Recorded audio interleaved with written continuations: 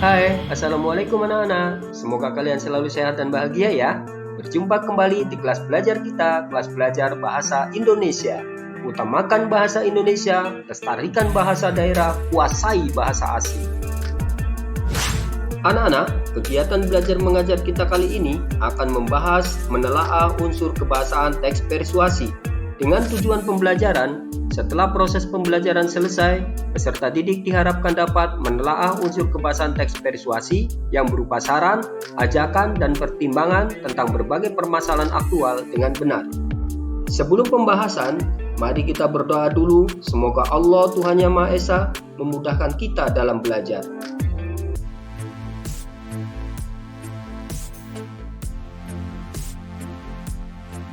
Dan jangan lupa untuk like, share, komen, dan subscribe ya. Terima kasih bagi yang sudah. Penjelasan fungsi kaidah kebahasaan sebagai penanda utama teks pada setiap jenis teks berbeda-beda. Bagaimana dengan teks persuasi? Kaidah kebahasaan berfungsi sebagai penanda utama teks persuasi adalah terdapat pernyataan-pernyataan yang mengandung ajakan, dorongan, rujukan, dan sejenisnya. Pada pertemuan sebelumnya, ketika membahas ciri-ciri teks persuasi, sebetulnya kita sudah sedikit menyinggung tentang kaidah kebahasaan teks persuasi. Untuk mengingatnya, mari kita tentukan unsur-unsur kebahasaan yang digunakan dalam teks persuasi sesuai pengalaman kita ketika membahas ciri-ciri teks persuasi tersebut. Kalimat pertama, untuk menanggulangi sampah harus dimulai dari diri sendiri.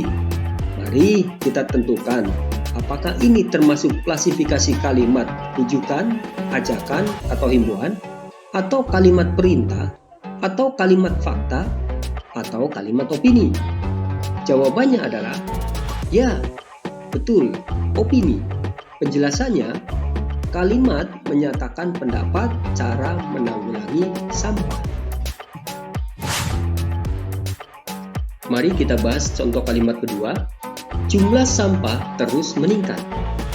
Mari kita tentukan apakah ini termasuk klasifikasi kalimat rujukan, ajakan, himbauan, atau kalimat perintah, atau kalimat fakta, atau kalimat opini. Jawabannya adalah, ya, fakta. Penjelasannya, kalimat merupakan hasil pengamatan penulis tentang jumlah sampah. Contoh kalimat ketiga, marilah kita tertib membuang sampah. Mari kita tentukan apakah ini termasuk klasifikasi kalimat rujukan, ajakan, himbauan, atau kalimat perintah, atau kalimat fakta, atau kalimat opini. Jawabannya adalah, ya, rujukan, ajakan, himbauan. Penjelasannya, kalimat menyatakan ajakan penulis untuk tertib membuang sampah ditandai dengan kata mari. Contoh kalimat keempat, hargailah orang-orang yang selama ini berjasa menjaga kebersihan. Mari kita tentukan apakah ini termasuk klasifikasi kalimat rujukan, ajakan, atau himbauan, atau kalimat perintah, atau kalimat fakta, atau kalimat opini. Jawabannya adalah, ya, kalimat perintah atau imperatif. Penjelasannya, kalimat menyatakan perintah agar menghargai orang yang berjasa menjaga kebersihan, ditandai dengan kata hargailah. Contoh kalimat kelima, mari membuang sampah pada tempatnya dan menjaga kebersihan. Mari kita tentukan apakah ini termasuk klasifikasi kalimat rujukan, ajakan, himbauan, atau kalimat perintah, atau kalimat fakta, atau kalimat opini. Jawabannya adalah, ya, kalimat rujukan, ajakan, atau himbauan. Penjelasannya, kalimat menyatakan ajakan penulis untuk tertib membuang sampah ditandai dengan kata mari.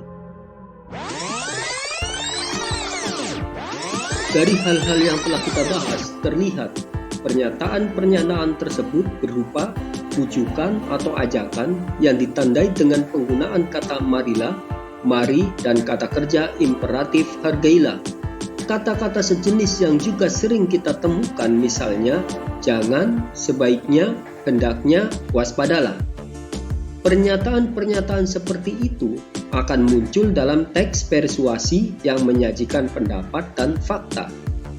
Fungsi pendapat dan fakta adalah untuk lebih meyakinkan pembaca sebelum mereka dibujuk, dihimbau, diajak, diperintah untuk melakukan sesuatu. Pada saat kita membahas ciri-ciri teks persuasi, juga sudah ditemukan penggunaan kata ganti. Selain ciri-ciri kebahasaan yang telah kita bahas tadi, unsur-unsur kebahasaan yang menandai teks persuasi lainnya antara lain penggunaan kata-kata teknis atau peristilahan yang berkaitan dengan topik yang dibahas. Misal, teks berkenaan dengan permasalahan remaja, maka teks persuasi akan menggunakan kata-kata yang berkaitan dengan dunia remaja. Misal gadget, internet, narkoba, reproduksi. Jadi, gadget, internet, narkoba, reproduksi adalah kata-kata teknis anak-anak yang berkaitan dengan dunia remaja. Bila teks persuasi berkenaan dengan permasalahan lain, maka tentu kata teknis yang kita temukan juga lain. Misal, teks persuasi yang berkenaan dengan permasalahan pendidikan, maka akan kita temukan kata-kata kurikulum, penilaian harian, semester, dan yang lainnya. Unsur kebahasaan berikutnya yaitu penggunaan kata-kata penghubung, konjungsi, sebab akibat atau kausalitas. Seperti sebab, karena, jika, dengan demikian, akibatnya, oleh karena itu. Penggunaan konjungsi ini mendukung argumentasi yang diberikan. Unsur kebahasaan berikutnya menggunakan kata ganti kita. Contoh kalimat, kita harus membiasakan diri dan memberikan contoh membuang sampah di tempatnya. Unsur kebahasaan berikutnya penggunaan kata kerja mental. Seperti memprihatinkan, memperkirakan, mengagumkan, diharapkan, menduga, berpendapat, berasumsi, dan menyimpulkan. Unsur kebahasaan berikutnya yaitu penggunaan kata-kata perujukan dalam pemaparan fakta. Seperti berdasarkan itu, merujuk pada pendapat, dan lain-lain. Dan unsur kebahasaan terakhir yaitu penggunaan kata kerja imperatif seperti sebaiknya, harus, sepantasnya, jadikanlah. Demikian anak-anak, itulah unsur-unsur kebahasaan yang menandai teks persuasi yang harus kita pahami. Anak-anak, bagaimana penerapan menelaah unsur kebahasaan sebuah teks persuasi? Mari kita coba telaah teks berikut. Hindarilah rokok meskipun sebatang. Rokok mengandung bahan dan zat kimia yang berbahaya bagi sistem pernapasan kita. Tar dan nikotin merupakan salah satu zat kimia yang berbahaya yang ada dalam sebatang rokok. Rokok mengandung lebih dari 4.000 bahan kimia, di mana 200 diantaranya beracun. Semakin besar isi kandungan tar dan nikotin dalam sebatang rokok, maka dapat diduga semakin besar dampak negatif yang diterima oleh tubuh kita. Dampak negatif bagi perokok aktif dan pasif diantaranya adalah penyakit jantung, kanker, serta impoten. Selain itu, gangguan kehamilan dan janin merupakan dampak negatif bagi wanita yang menjadi perokok aktif. Karena dampak negatifnya begitu besar, maka hindarilah rokok. Jika kita telah menghindari diri dari rokok, maka kita telah membuat tubuh kita sehat dan mengurangi pencemaran polusi udara. Selain itu juga, kita tidak merugikan orang lain.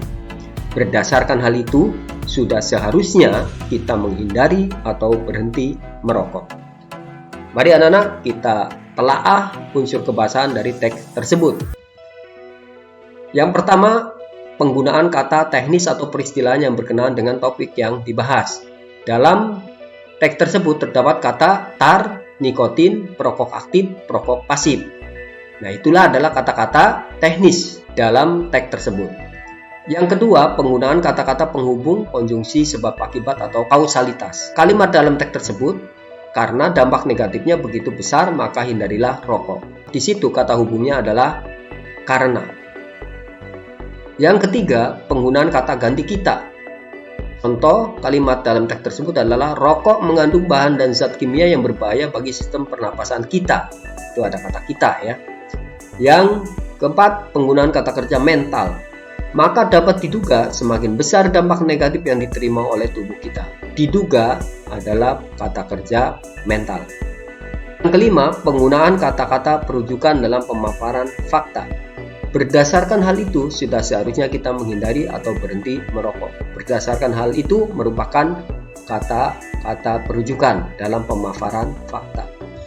Yang keenam, penggunaan kata kerja imperatif. Kata kalimat dalam teks, karena dampak negatifnya begitu besar, maka hindarilah rokok. Hindarilah adalah kata kerja imperatif atau kata kerja perintah. Anak-anak, untuk meningkatkan keterampilan dan kompetensi kalian dalam menelaah unsur kebahasan teks persuasi, kerjakan tugas pembelajaran berikut.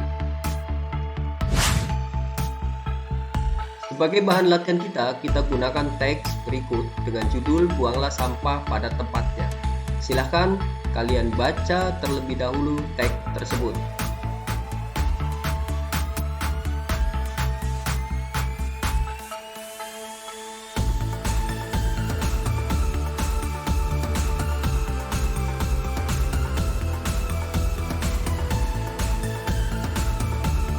Setelah kalian baca teks tersebut, silakan buat tabel seperti ini di buku tulis kalian atau di buku tugas kalian.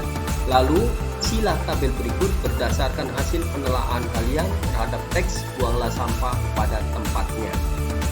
Setelah selesai kalian mengerjakan tugas ini, silakan kalian foto, lalu kalian kirim foto tersebut untuk dinilai melalui e-learning atau Google Classroom. Atau bisa juga, kalau terkendala, kalian bisa mengirimkan buku kalian ke sekolah. Kini sampailah pada bagian akhir kegiatan pembelajaran kita. Mari sama-sama kita simpulkan isi pembelajaran kita kali ini. Unsur kebahasaan teks persuasi antara lain menggunakan kalimat pujukan, ajakan, atau himbauan, menggunakan kalimat perintah, menggunakan kalimat opini, menggunakan kalimat fakta, menggunakan kata-kata teknis atau peristilahan yang berkenaan dengan topik yang dibahas, menggunakan kata-kata penghubung atau konjungsi sebab akibat atau kausalitas, menggunakan kata ganti kita, menggunakan kata kerja mental, menggunakan kata-kata perujukan dalam pemaparan fakta, menggunakan kata kerja imperatif. Demikianlah pembelajaran kita kali ini. Terima kasih atas dukungannya dengan like, komen, dan subscribe video ini ya. Sampai jumpa pada pertemuan yang akan datang. Mohon maaf atas segala kekurangan. Billahi taufiq wal hidayah. Wassalamualaikum warahmatullahi wabarakatuh.